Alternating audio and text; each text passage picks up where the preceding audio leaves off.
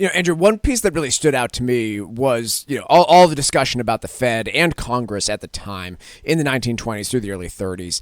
How do you view, I mean, you conduct interviews with all of these people and business Right. leaders and others. How do you view changes in those institutions over the course of the last century, like the Fed and their attitude towards markets and downturns, and Congress too? I mean, in my mind, when reading your book, it seemed vastly different, at least the attitudes towards these types of events in those institutions.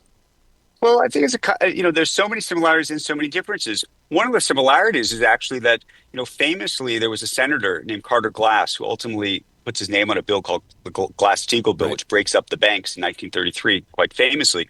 But, he was the Elizabeth Warren of his time, and he was railing about Wall Street. And actually, a guy named Right. Charles Mitchell, who's another main character in the book, who he believed was going to, upend America because of all the leverage in the system. So there were these people who do have these sort of parallels to today. At the same time, I think politically there was a view you don't flood the system, for example, with money after a crash. You Mm. hold back.